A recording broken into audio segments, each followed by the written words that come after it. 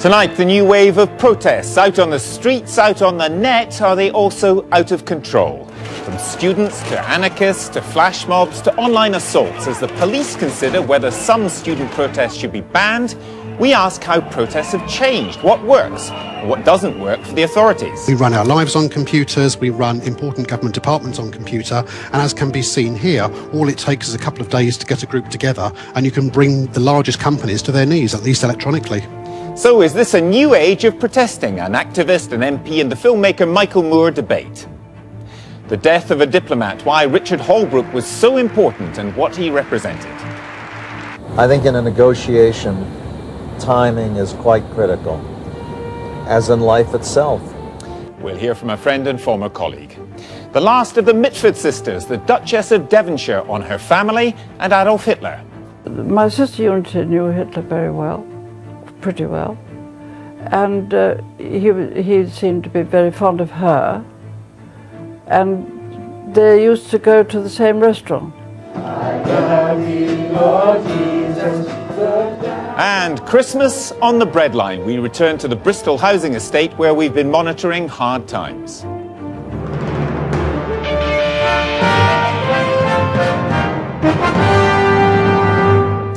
Good evening. There's nothing new in British people protesting against things they see as unjust or unfair, but times and methods have changed. On the day that WikiLeaks founder Julian Assange may or may not be about to be released on bail, some of those organisations who have angered WikiLeaks are still trying to protect themselves from cyber protests from those who call themselves anonymous. Others, calling themselves UKuncut, have turned up at Topshop, demanding that the boss of it all, Philip Green, pays more in taxes. And the Metropolitan Police have been considering whether to ban some student protests in the hope of preventing trouble. We'll debate the effectiveness of all these protests in a moment. First, here's Paul Mason's view. Gavin, it is a febrile age we're living through, an age in which student demos have kicked off a wave of occupations and direct action which the establishment and the police seem to be struggling to control. Turn round to your right and walk along Scotland Yard, okay? New Scotland Yard earlier today. Protesters had promised to kettle the police in response to the events of last Thursday. Queue, 200 riot cops, many members of the press and just 40 demonstrators. They moved off and were promptly kettled. Just one incident in what's fast becoming a winter of discontent, though with very different methods to the one 30 years ago.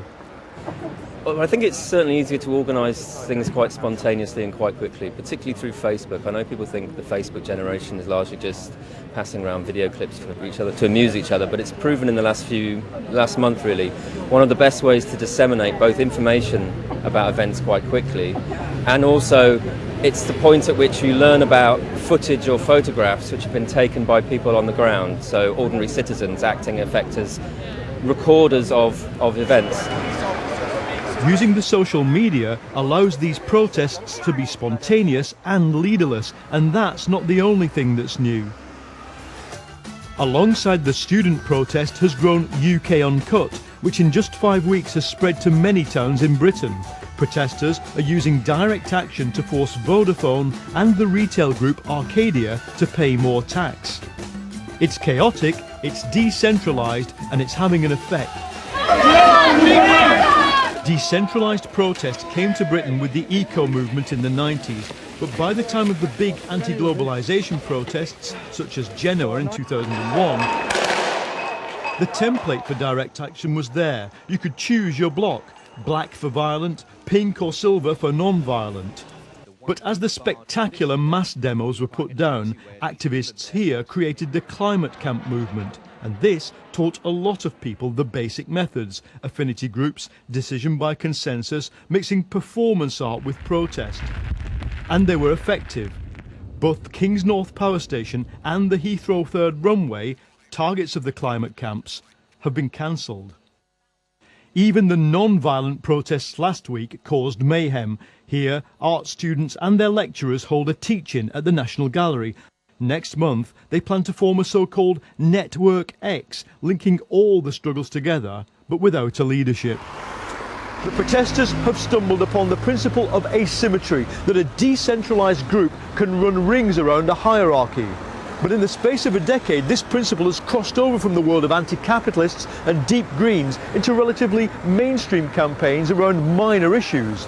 Meanwhile, the targets, whether it's the police, political parties or businesses, can't stop being hierarchies.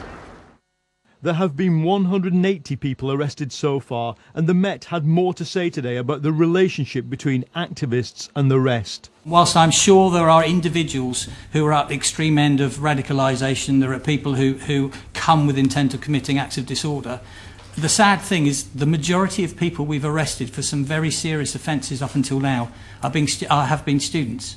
And if they end up being charged with these serious offences, this will change the rest of their lives. Therefore, these are people that at the start of the protest we probably wouldn't have identified have been likely to get involved in acts of disorder. But for one reason or another, they have done. And as a result of that, they probably will pay the price for the rest of their lives. And our view is that is very sad.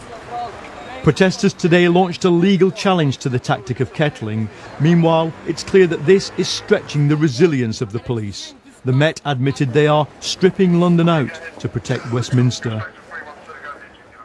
It's all testament to the basic fact of modern protest. You can mess things up quite a lot with quite a little effort. And as my colleague Susan Watts explains now, it's a tactic that's also proving pretty successful in cyberspace. The recent spate of cyber attacks has shone a spotlight on internet protest and prompted questions over just how serious the cyber challenge is to the online security of governments, the corporate world and all of us. Are we facing an existential threat, or is cyber protest just the latest flourish by an amorphous bunch of angry nerds? Hackers appear to have hit on a series of new ways to register their digital dissent, bringing down some of the pillars of our society, and all from the comfort of their own home. Chief among the angry nerds, Julian Assange, who's taken on the US government, and so far, WikiLeaks hasn't been stopped. Today, Assange was granted bail of £200,000 to be stumped up by a host of celebrities outside the London court hearing the case from the Swedish authorities who want to extradite him on charges of alleged rape. His lawyer tried to clarify to chaotic scenes this evening.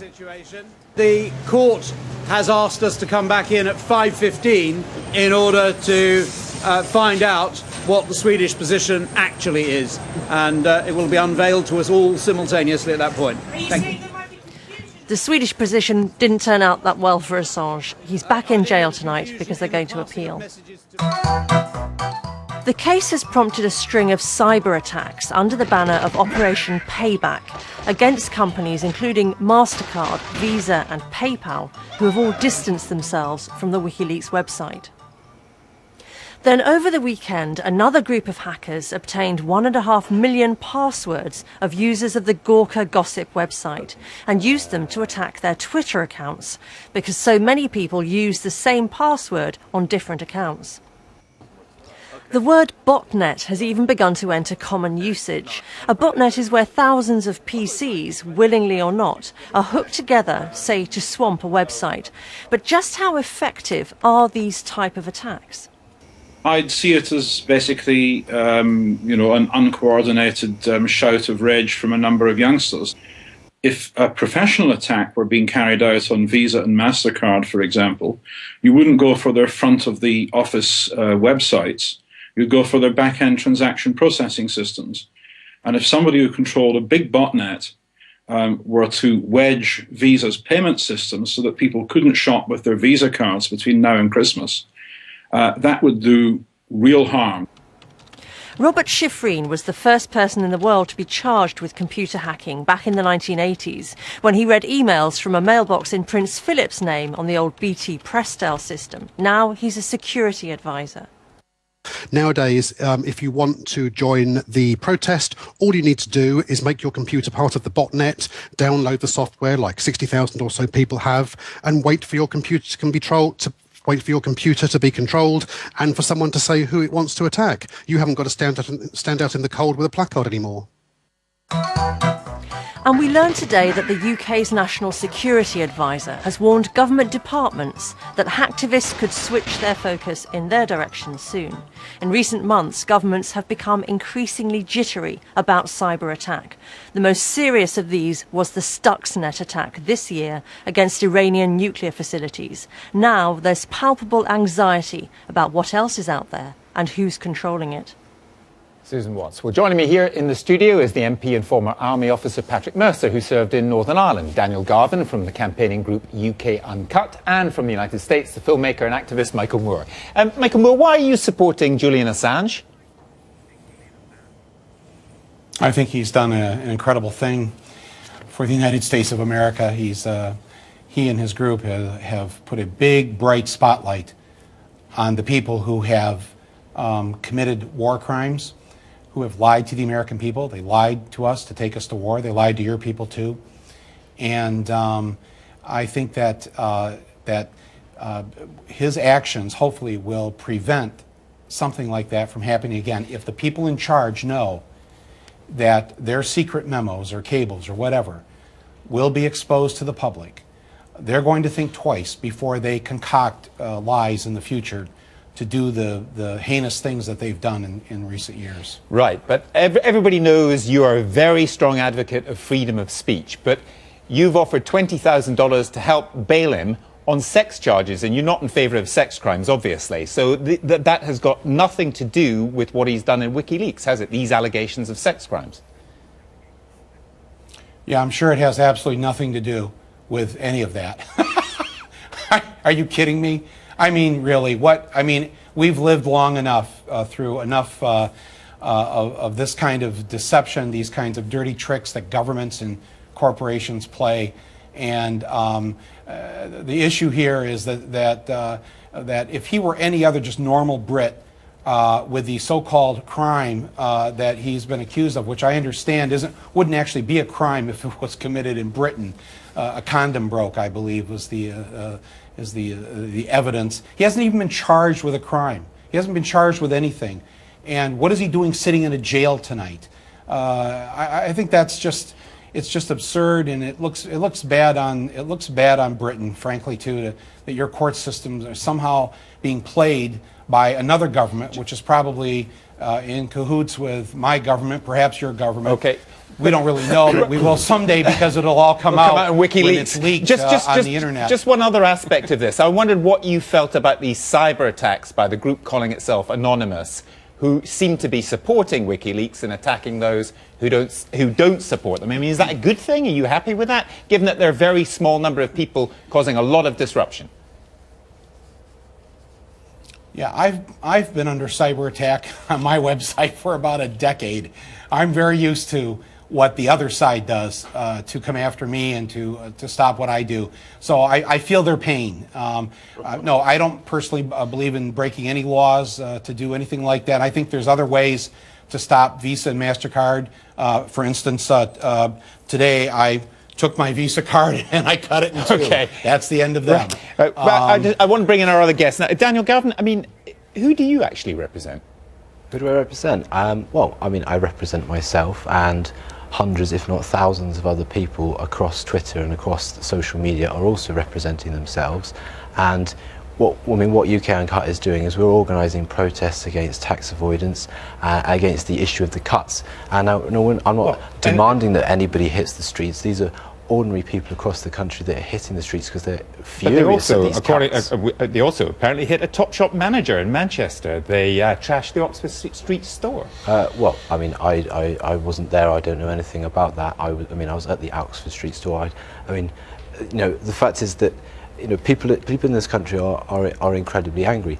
UKuncut actions have basically involved people around the country using social media to organise protests. But it's pretty old-fashioned stuff when you smash windows. I mean, we know the social media bit. We got that. We did that. UKuncut has not smashed any windows at all. We've been picketing stores. We've been leafleting. We've been sitting in stores. Even a mother and their son turned up on Saturday to hand out jammy tax dodgers. But this is igniting the people across the country are getting involved involved in this because this is an issue that people agree with. Although Philip Green necessary. says his company paid some 300 to 400 million pounds in taxes over the past 5 years, he employs 45,000 people, his annual wage bill is 500 million pounds, and the rules are not set by him, they're set by Revenue and Customs. You could have demonstrated the rules there. are set by Revenue Why and don't you Customs, and we demonstrate there? urge Revenue and Customs to go after these people. It is a fact. Well, go that after people according to rules that they've already set. He's not breaking any rules. He's not breaking any laws, but he is acting immorally. This is an incredibly wealthy man. It's a moral issue. This is a man that sits on a wealth of £4.4 billion.